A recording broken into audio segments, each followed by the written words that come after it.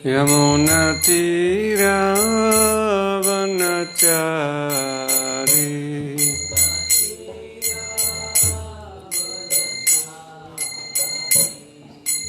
राधा माधव कुंज बिहारी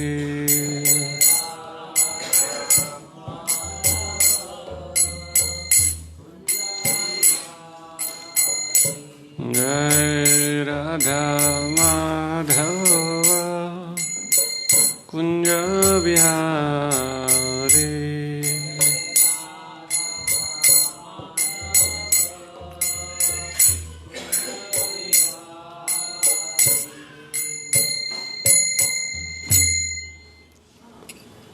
हरिनाम संकीर्तन की जय।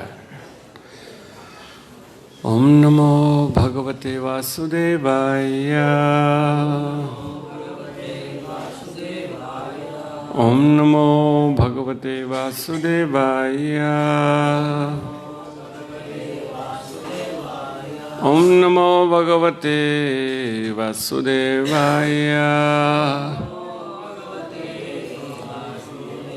नारायणं नमस्कृत्य नरं चैव नरोत्तमं देवीं सरस्वतीं व्यासं ततो जयमुदीरयेत्। नष्टप्रायेषु अभद्रेषु नित्यं भागवत सेवया भगवत्युत्तमश्लोके भक्तिर्भवति नैष्टिकी। कृष्णाय वासुदेवाय देवकीनन्दनाय च नन्दगोपकुमाराय गोविन्दाय नमो नमः। ग्रंथराज श्रीमद्भागवतम चतुर्थ स्कंद अध्याय क्रमांक 9 श्लोक क्रमांक 63 ध्रुव महाराज का घर लौटना।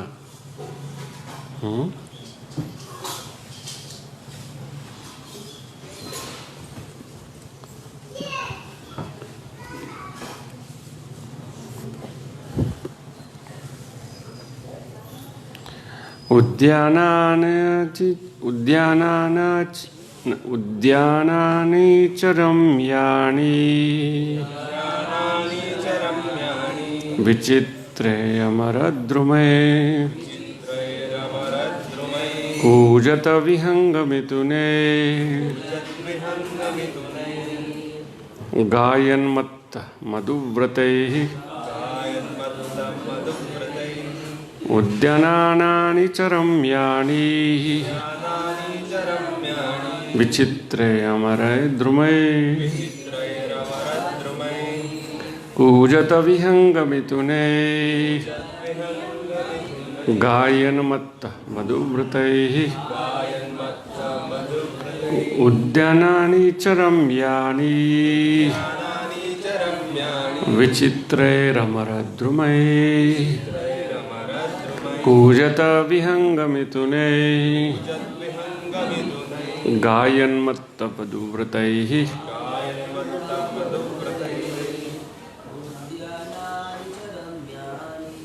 उद्यानानि च रम्याणि विचित्रैरमरद्रुमै कूजद्विहङ्गमिथुनै गायन्मत्त मधुव्रतैः उद्यानानि च रम्याणि विचित्रैरमरद्रुमै कूजद्विहङ्गमिथुनै गायन्मत्त मधुव्रतैः उद्यानानि च रम्याणि विचित्रैरमरद्रुमै कूजद्विहङ्गमिथुनै गायन्मत्त मधुव्रतै उद्यानानि च रम्याणि विचित्रैरमरद्रुमैः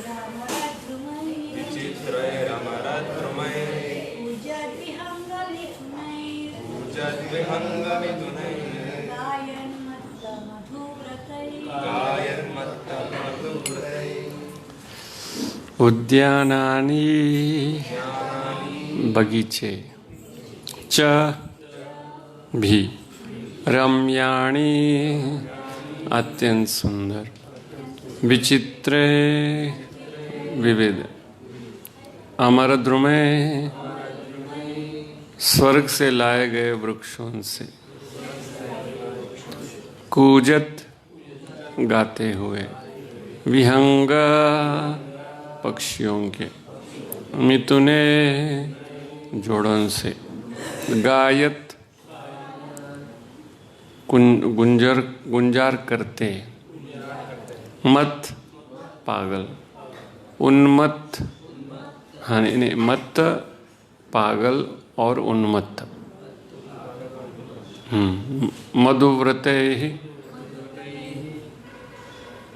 भोरों से। अनुवाद तथा तात्पर्य श्रील प्रभुपाद द्वारा। श्रील प्रभुपाद की जय। अनुवाद। राजा के महल के चारों ओर बगीचे थे जिनमें स्वर्गलोक से लाए गए अनेक प्रकार के वृक्ष थे। इन वृक्षों पर मधुर गीत गाते पक्षियों के जोड़ तथा गुंजार करते मदमत्त भंवरे थे। तात्पर्य। इस श्लोक में अमरद्रुमय शब्द अत्यंत महत्वपूर्ण है, जिसका अर्थ है स्वर्ग से लाए गए वृक्षों से। स्वर्गलोक को अमरलोक कहा जाता है, जहाँ देर से मृत्यु होता है, क्योंकि देवताओं की गणना के अनुसार वहाँ के लोग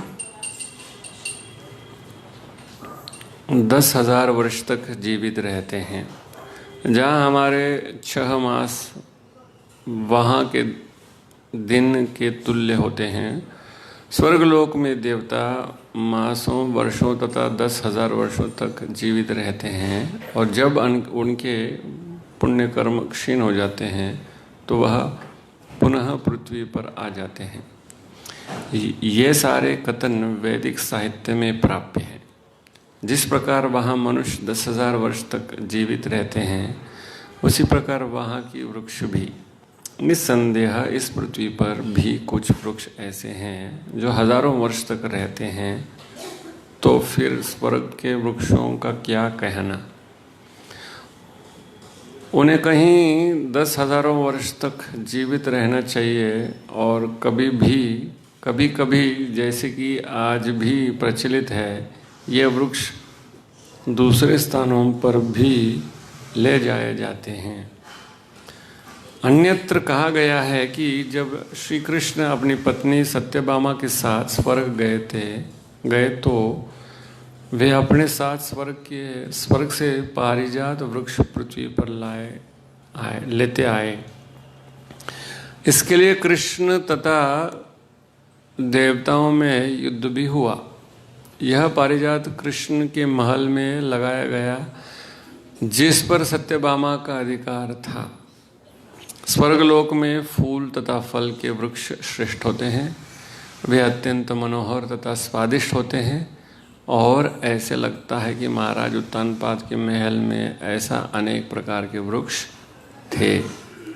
ओम अज्ञानतिमिरन्धस्य ज्ञानाञ्जनशलाकया चक्षुरुन्मीलितं येन तस्मै श्रीगुरवे नमः। श्रीचैतन्यमनोभीष्टं स्थापितं येन भूतले स्वयं रूपकदा मह्यं ददाति स्वपदान्तिकं।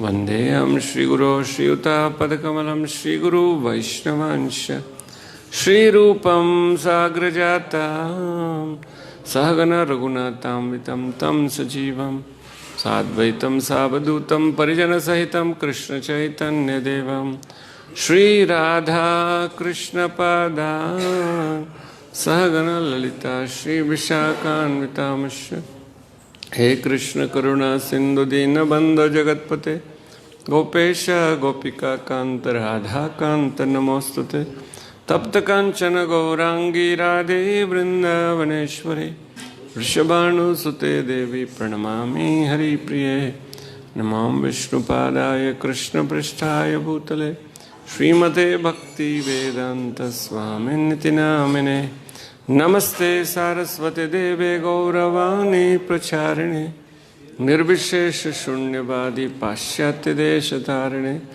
जय श्री कृष्ण चैतन्य प्रभु नित्यानंद श्री अद्वैत गदाधर श्रीवासादि गौर भक्तवृंद हरे कृष्ण कृष्ण कृष्ण हरे हरे हरे राम राम राम हरे हरे। हरे कृष्ण। श्रीमद् भागवत का चतुर्स्कंद की चर्चा यहाँ पर नवम अध्याय ध्रुव महाराज का घर लौटना का शीर्षक की चर्चा यहाँ पर हो रहा है। प्रसंग यह चल रहा है कि ध्रुव महाराज जब वापस लौट कर आए तपस्या में यशस्वी होकर, लौटकर आने के बाद ध्रुव महाराज के स्वागत में क्या क्या वहाँ था, और केवल स्वागत में ही नहीं, वहाँ पर पहले से ही अनेक चीज़ थे जिनका वर्णन अब इन श्लोकों में हो रहा है। क्योंकि पेड़ तो उसी वक्त तो नहीं लगाए, पेड़ तो पहले से ही हुए होंगे। तो कई सारे चीज़ों को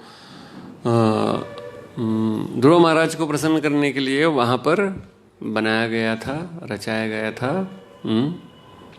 क्योंकि जब श्रेष्ठ व्यक्ति जब आते हैं तो उनको श्रेष्ठ चीज़ों को अर्पण करना चाहिए। तो श्रेष्ठ कैसे बनते हैं व्यक्ति?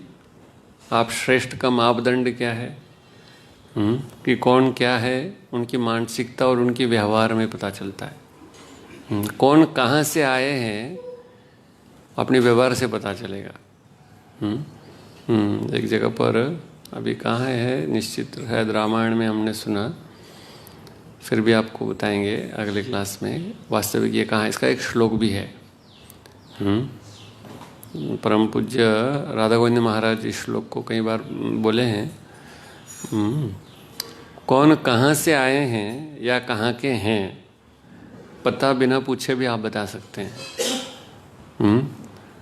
वो व्यवहार से, उनकी बोल चाल से, खान पान से आप कई प्रतिशत अंदाज़ा लगा सकते हैं कि ये कौन है।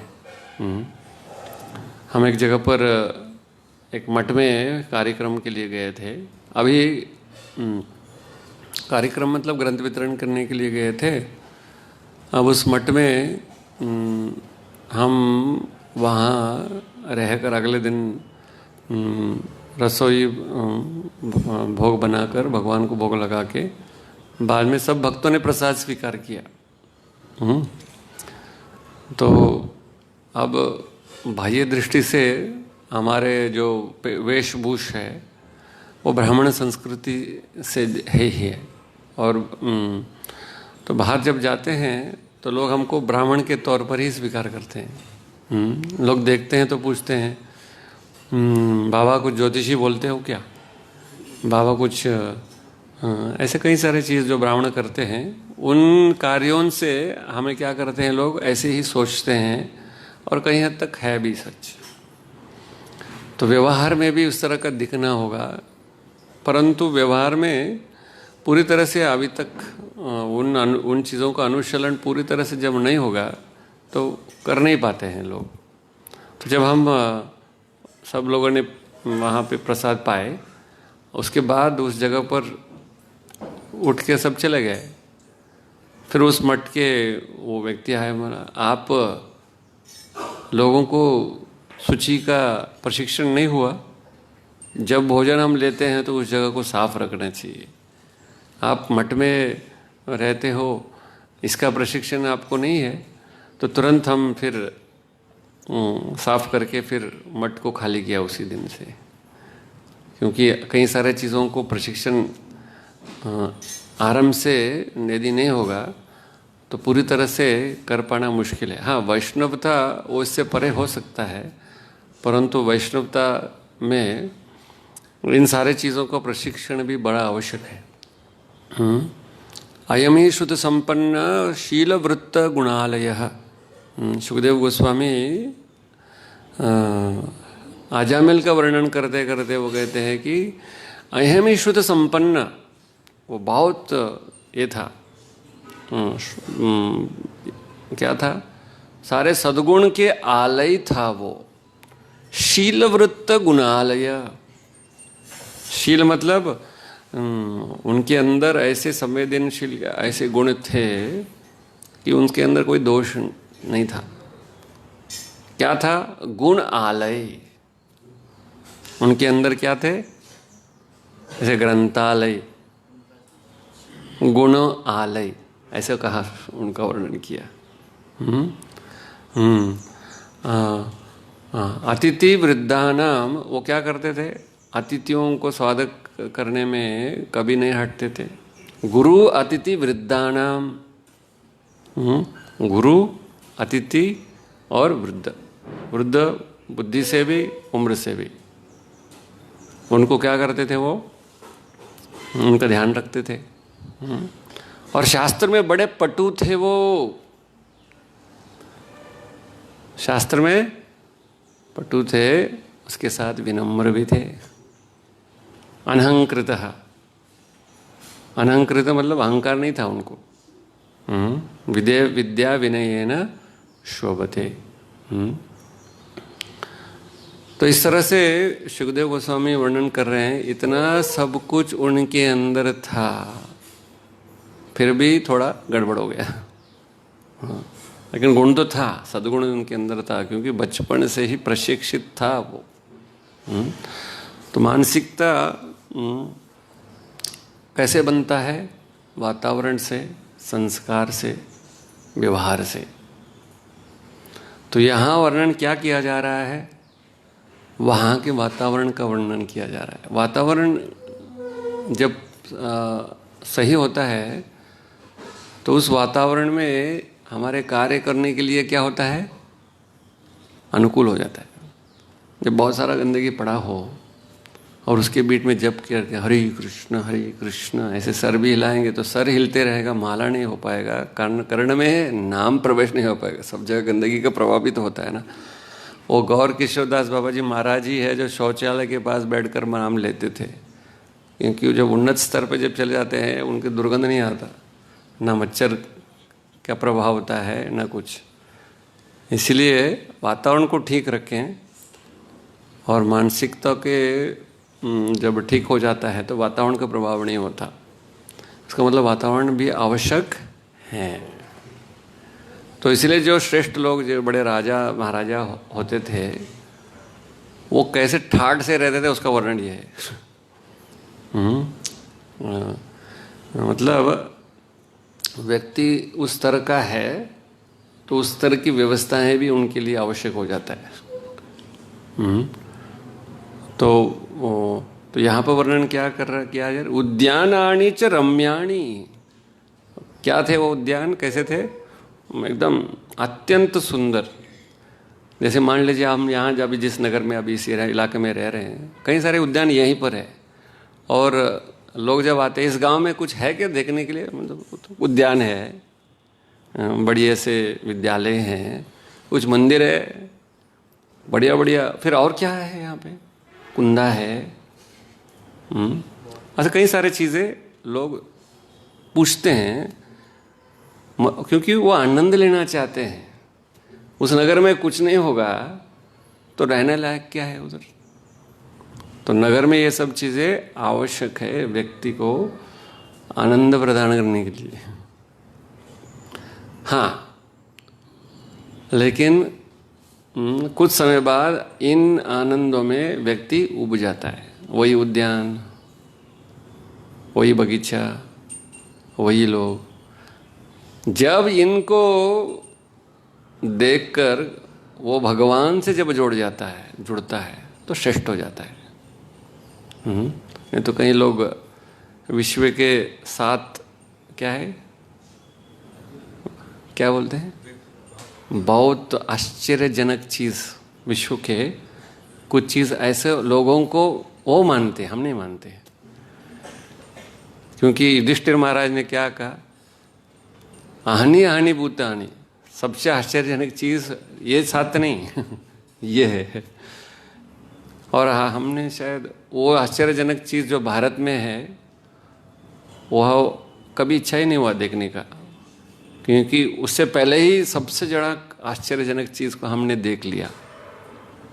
एक बार यहाँ दक्षिण भारत में, जहाँ हमारे यहाँ से 150 किलोमीटर में एक बड़ा सा एक है, जहाँ पर आपके आवाज़ से 7 बार गूंज उठता है। तो बचपन में हम सब गए थे।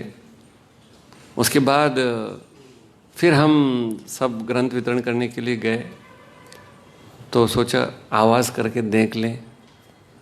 तो जैसे उसको देखा, भक्तों ने कहा यहाँ क्या है, पैसे क्यों लिया, टिकट लेके पैसा बर्बाद किया, चलो बाहर यहाँ से।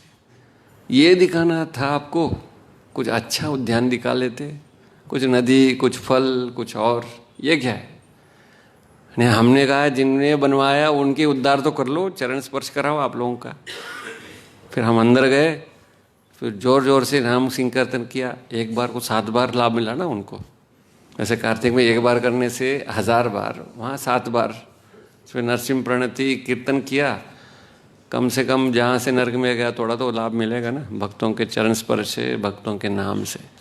तब वो तो वहाँ भगवान नहीं है तो क्या आश्चर्यजनक है उसमें। चाहे कितना भी बड़ा महल हो, वहाँ भगवान नहीं है। जैसे मान लीजिए ये सब बढ़िया सा आप ठाट से बनाएंगे करोड़ों का, और वहाँ पे भगवान नहीं है, और आएगा आनंद। आप किनको अर्पण करोगे यहाँ पे। वो फूल आपने बढ़िया सा उगाया, वहीं सूख के गिर रहे हैं, पक्षी आ रहे हैं, टट्टी कर रहे हैं, लोग आ रहे हैं, बढ़िया सा संगमरमर का है आपका मंदिर, शांति, बड़ी सुकून मिलती है आपके मंदिर में, बिल्कुल आवाज़ नहीं रहता। अंदर का आवाज़ कैसे निकालोगे। तो इस तरह से यहाँ पे क्या बोल रहे हैं, वहाँ का माहौल कैसे था उसका वर्णन कर रहे हैं। वो कह रहे कि राजा के महल के चारों ओर बगीचे थे, जिनमें स्वर्गलोक से लाए गए अनेक प्रकार के वृक्ष थे। मतलब उत्तानपाद महाराज इतने बड़े थे कि उनके उद्यान में कहाँ से नर्सरी था से लाए थे, स्वर्ग से लाते थे वृक्ष को। मतलब उनका वो स्तर था कि यहाँ के वृक्ष नहीं, वहाँ के। अब स्वर्ग में ऐसा क्या है, तो अष्टम स्कंद में जब बलि महाराज अपने सेना को लेकर इंद्र को उस गद्दी को खाली करवाते हैं, तो श्रील सुखदेव गोस्वामी स्वर्ग का वर्णन करते हैं। और ठीक यही श्लोक यथारूप में वहाँ है जो आज हमने पढ़ा।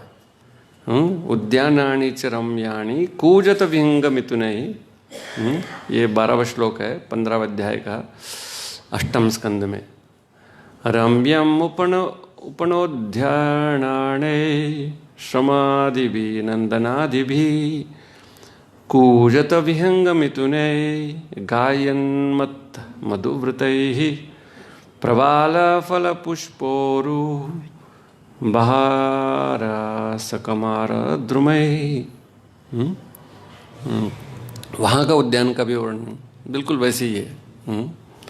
तो यहाँ कूजत उद्यान में बिल्कुल, क्योंकि आप अगर यहाँ का इस मंदिर को पहले देखते हैं 16-17 साल पहले, तो एक भी वृक्ष नहीं थे यहाँ पे। तो भक्त जैसे पक्षी आते थे, अभी पक्षी भी आ रहे हैं, क्योंकि भक्त आ गए तो भक्तों ने कुछ कुछ वृक्ष लगाए। उसके बाद अभी निरंतर वो करते रहते हैं आवाज़, कोकिल, कभी गिलहरी, कभी छोटे छोटे सुबह सुबह और 6-7 बजे शुरू हो जाता है। हाँ, क्यों? क्योंकि कई सारे वृक्ष है, तो वृक्ष होने से पक्षी आ जाते हैं, पक्षियों के आने से मधुमक्खी आते हैं, मधुमक्खियों से मधु आ जाता है।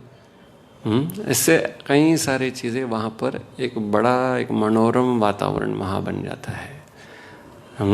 ऐसे वातावरण बनने से भक्ति के लिए क्या हो जाता है, अनुकूल हो जाता है।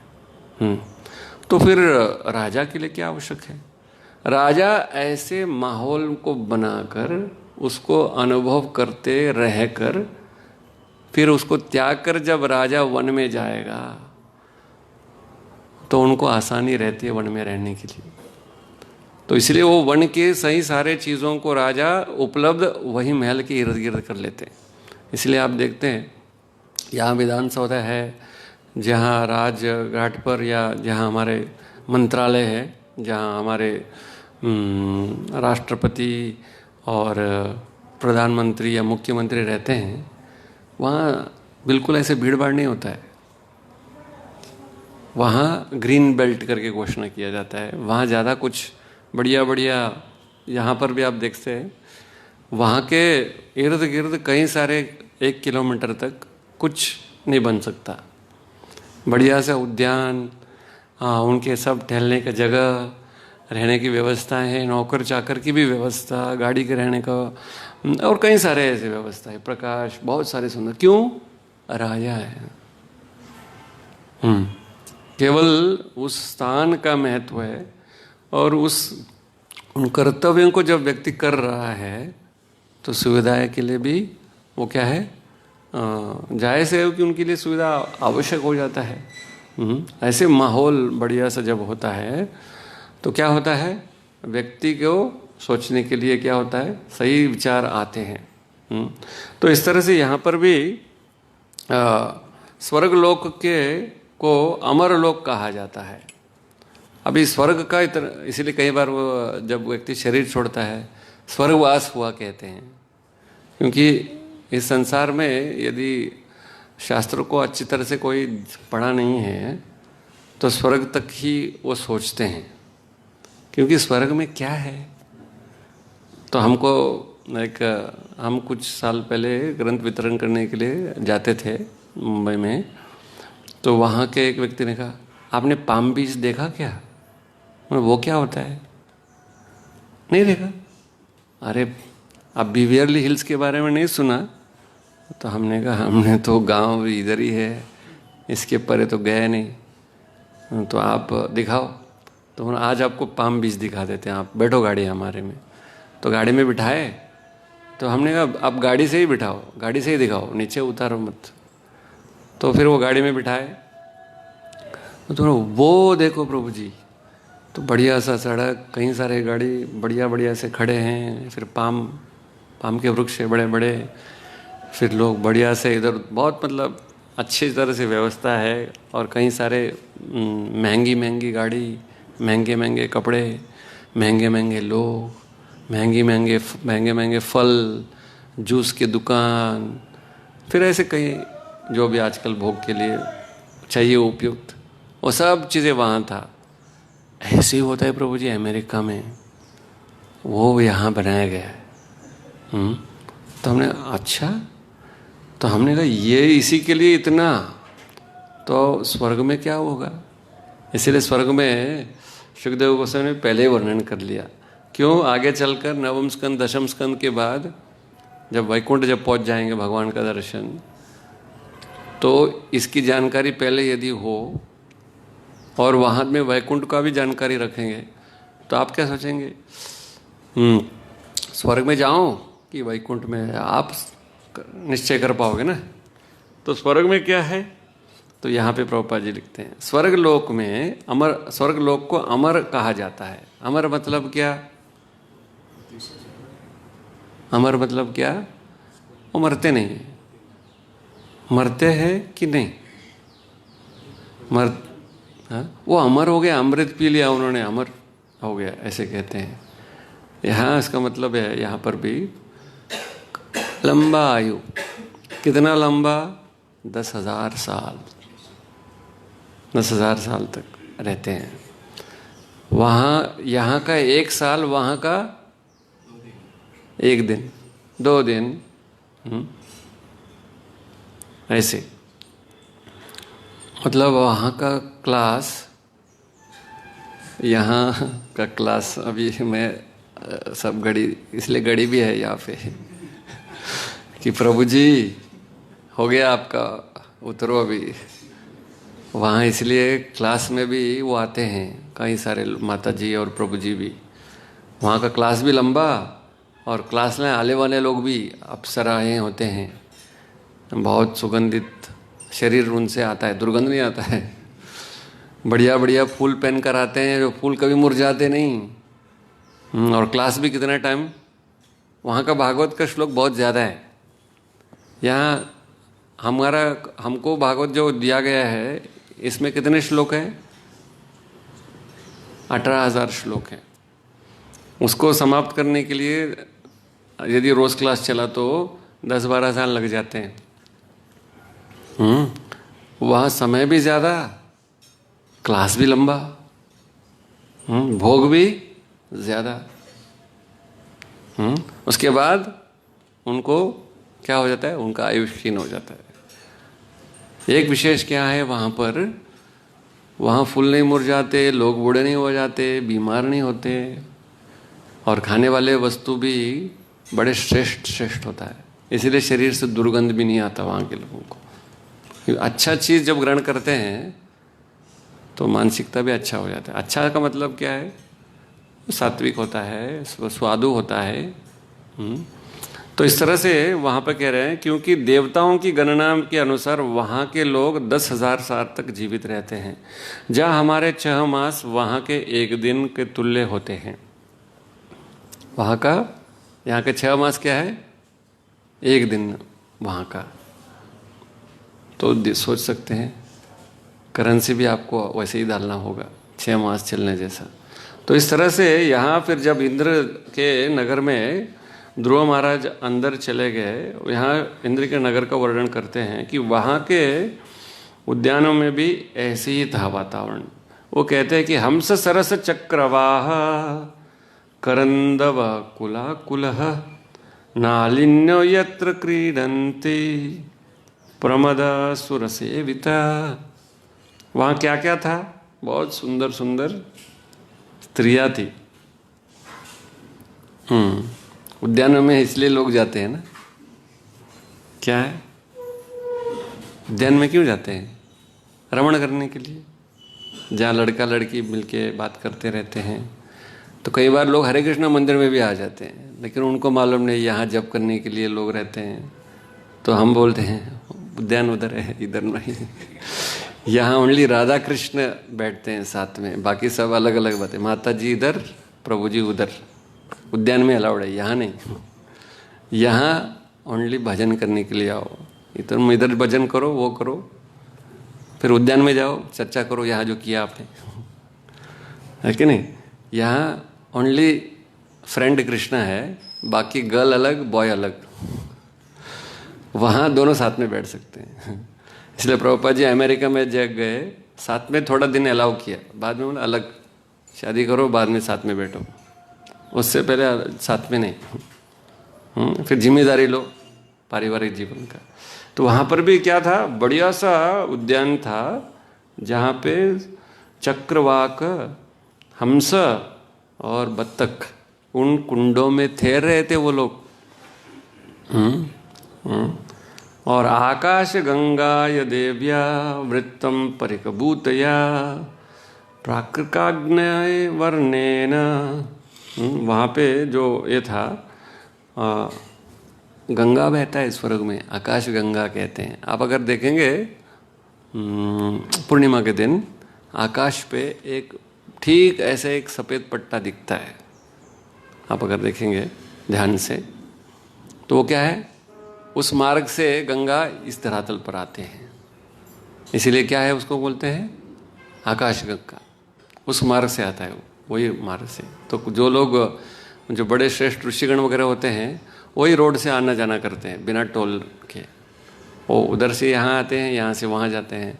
उसका मतलब उत्तानपाद महाराज के राज्य में लोगों को आना जाना वहाँ था।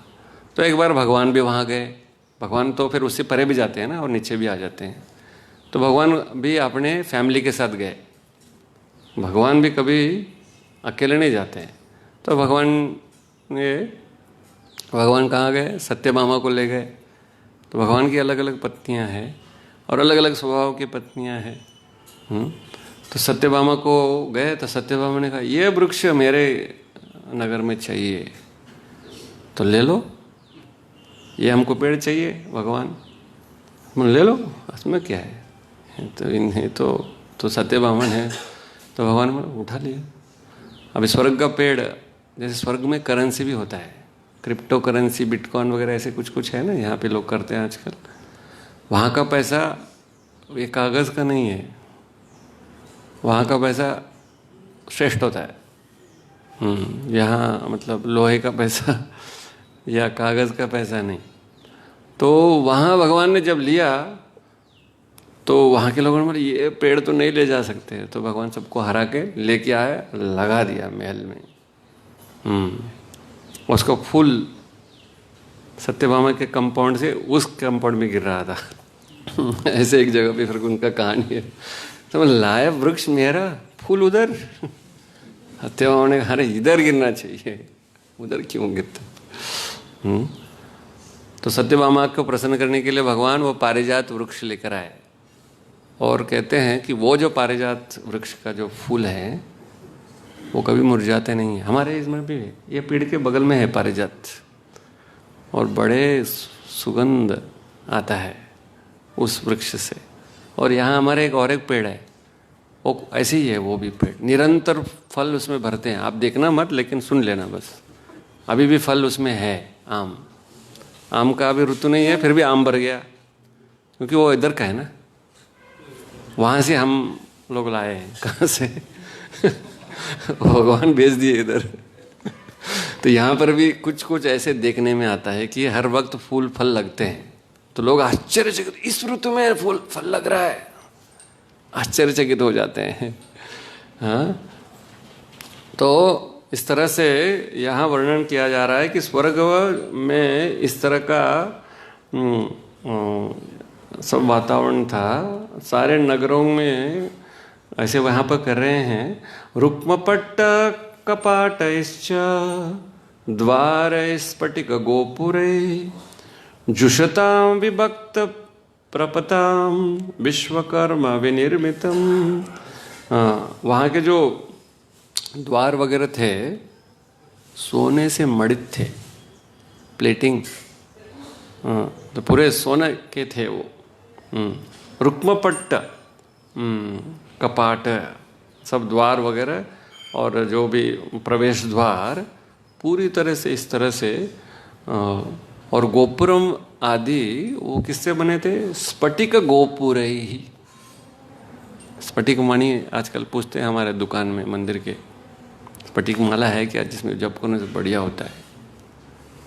माला जप करने के लिए है, माला से नहीं हृदय परिवर्तन होता है, नाम से होता है। तो कभी चंदन का है क्या आपके पास? मतलब चंदन से नाम, चंदन जैसा नाम है वो, आप कोई भी ब्रेड से भी कर सकते हो चाहे तो नाम महत्वपूर्ण है, मणि नहीं। ठीक है, कुछ अच्छा मणि। कई बार लोग, तो प्रभु जी मैंने सोने का मणि बनवाया है, कंठी माला भी मेरा सोने का है। सोने जैसे हृदय बनाओ नाम लेकर। तो स्फटिक गोपुर ही जुषतां विभक्त प्रपताम, पूरी तरह से वो वहाँ के द्वार। कई सारे ऐसे सड़कें भी ऐसे विश्वकर्मा ने जो बनाया वो बिल्कुल ठाड़ से था। इसलिए आप एक उदाहरण हम समझाएंगे आपको। आप आज भी है ऐसे कुछ महल जिसको आप जाकर यात्रा में देख सकते हैं इसको, कि कैसे महाराजा लोग, क्योंकि भगवत केंद्रित ऐसे राजा हुआ करते थे, तो श्रेष्ठ श्रेष्ठ चीज़ों को भगवान को अर्पण करने के लिए उन्होंने बनाया। तो एक राजा थे कृष्णदेवराय, और कई सारे ऐसे पुण्यवान राजा थे। तो उन्होंने क्या, ऐसे एक मंदिर बनाया। अभी आप सबने सुना है ना, अनंत पद्मनाभ मंदिर, जहाँ विश्व का सबसे धन ज़्यादा उसी मंदिर में है। तो क्योंकि वो राजा लोग क्या करते थे, जितना धन उनका था वो सब भगवान का ऐसे सोच कर रखते थे, और इसलिए वो धन इतना बढ़ गया। क्योंकि राजा, इसलिए अपने वंश को नहीं बढ़ाया राजा ने। राजा ने कहा कि वंश को बढ़ाएंगे तो हम सोचेंगे ये मैं धन का मालिक हूँ, इसलिए सरकार भी उसको लेना चाहती थी।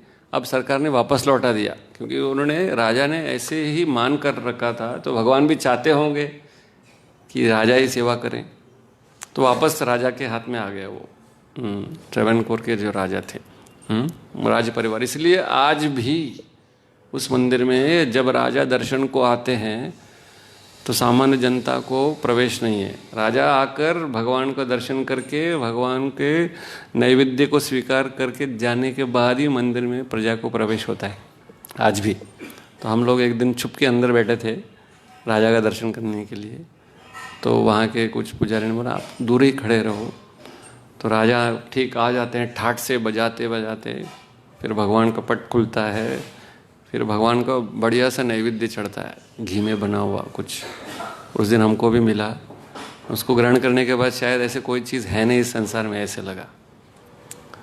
तो इस तरह से राजा, तो हम क्या बोल रहे थे आपको, ऐसे एक मंदिर उस नगर में भी वही राजा ने बनाया।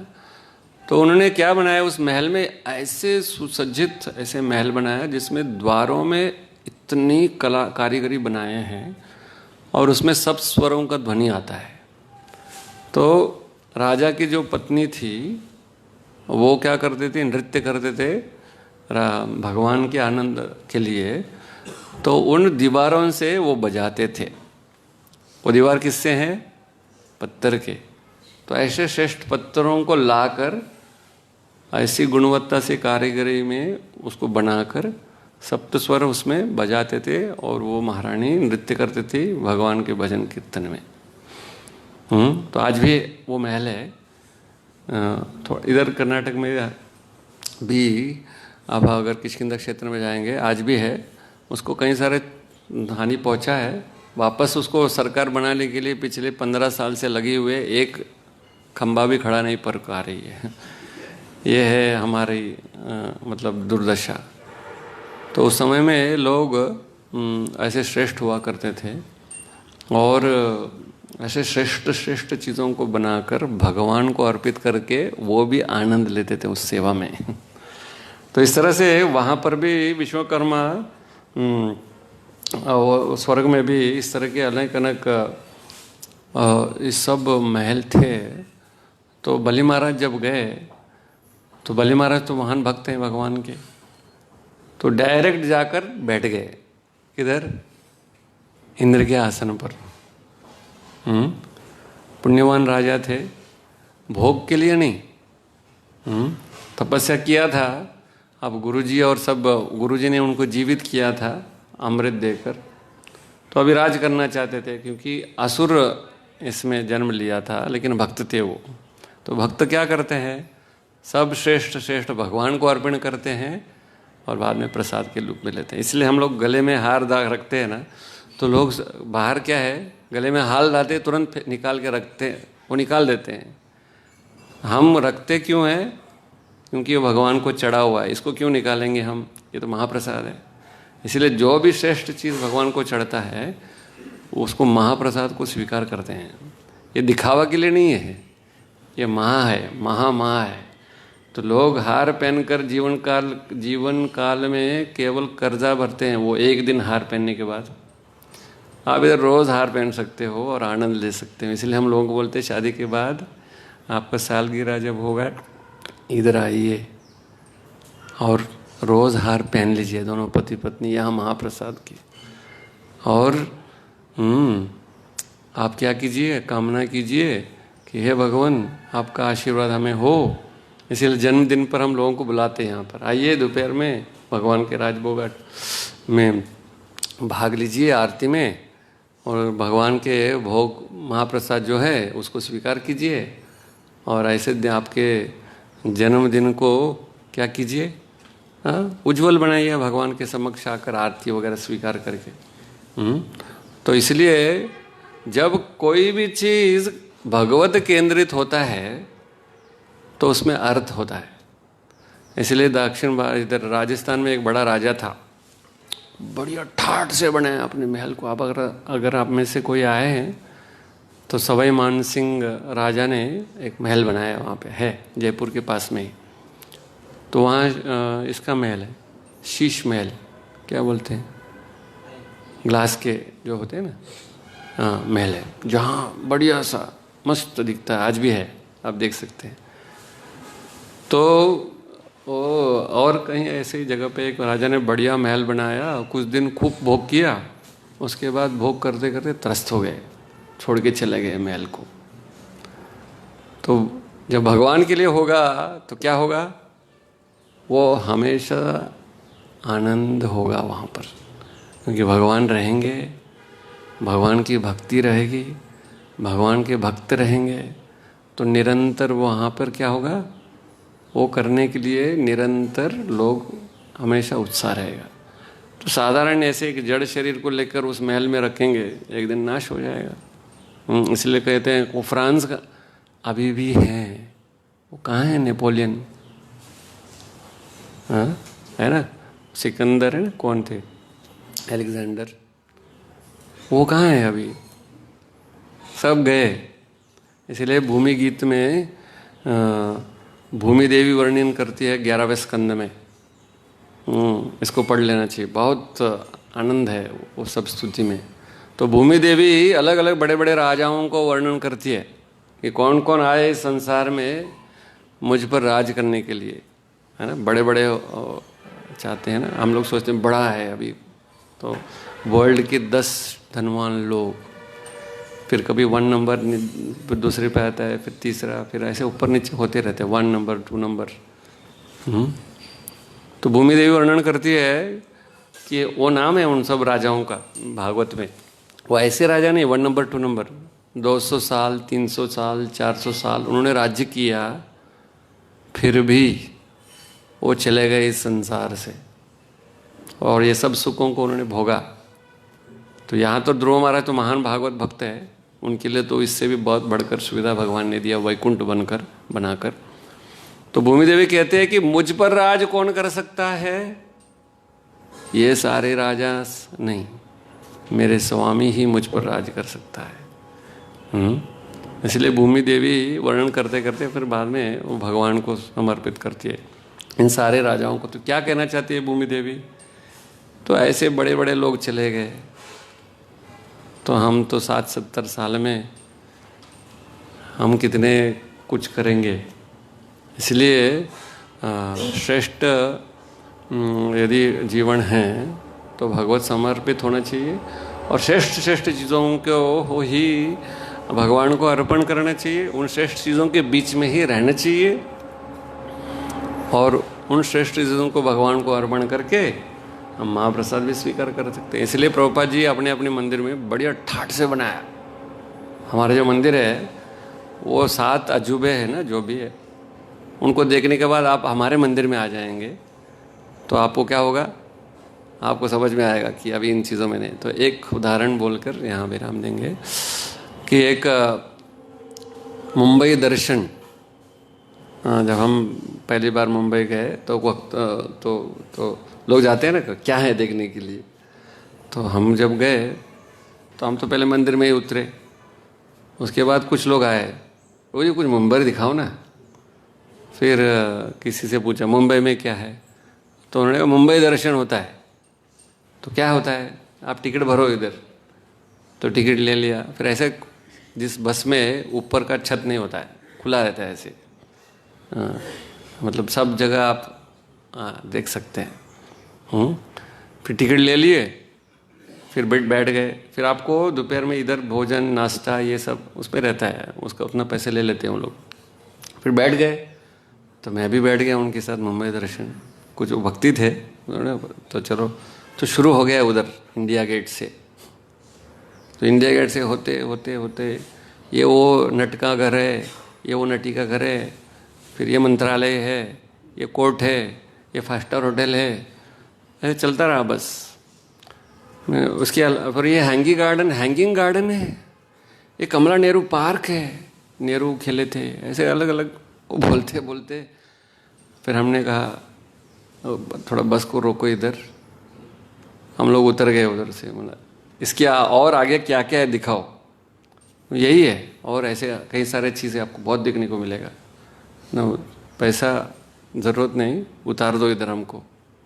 तो लास्ट डेस्टिनेशन उधर क्या था मालूम है आपको? वो हमारा जो मंदिर था, तो डायरेक्ट वहीं का टिकट लेके चले गए। फिर वहाँ समुंदर के में ठहले, फिर बढ़िया सा रास बिहारी भगवान का दर्शन किया, प्रभुपाद जी को हर दे के, फिर बढ़िया सा प्रसाद रास बिहारी का घी का समोसा और कई सारे चीज़ों को ग्रहण करके दर्शन करके मुंबई दर्शन से भी वैकुंठ का दर्शन कर लिए। तो इस संसार में क्या दर्शन है? यही है, कुछ भी नहीं सब। तो इसलिए हरे कृष्णा में कई बार इसलिए भक्तों को हम बोलते हैं वृंदावन जाके वो ताजमहल चल जाते हैं बाद में, बोले पूरा पुण्य क्षीण। वृंदावन जाने के बाद और कहीं जाने की जरूरत नहीं। नहीं प्रभु जी वहाँ देखना था। अरे वृंदावन देख के और क्या देखोगे? वृंदावन देख के फिर आगरा चले जाते हैं। अरे बाबा एक बार यहाँ चले गए, फिनिश, और कुछ देखने की जरूरत नहीं। हर रग रग में राधे राधे होता है। जमुना का जल, गाय का लस्सी, दूध, माखन, बांके बिहारी का दर्शन, आलू की टिक्की और ऐसा जो भी ब्रज में, और कृष्ण बलराम मंदिर का दर्शन, भजन कीर्तन करके, और आगरा में इतना सब करके पुण्य क्षीण करने के लिए। तो ऐसे माहौल श्रील प्रभुपाद जी ने अंतर्राष्ट्रीय कृष्ण भावनामृत संघ के मंदिरों में बढ़िया बनाया, कृषि समुदाय बनाया, गौशाला, ये सब ऐसे वातावरण जैसे यहाँ उत्तनपाद महाराज के नगर में था, वैसे प्रभुपाद जी ने अपने मंदिरों को बनाया श्रेष्ठ। तो ताकि हम उस चीज़ का अनुभव करें जो ध्रुव महाराज और उत्तनपाद महाराज ने किया। तो उनका वर्णन इन श्लोकों में यहाँ पर हम देखते हैं। ग्रंथराज श्रीमद् भागवतम की जय, श्रील प्रभुपाद की जय। आपके कोई प्रश्न है तो कर सकते हैं।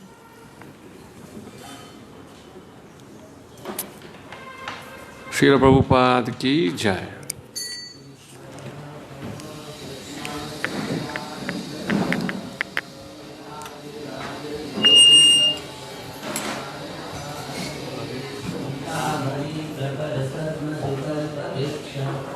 लक्षाभिदेशु सुरभिरभिभा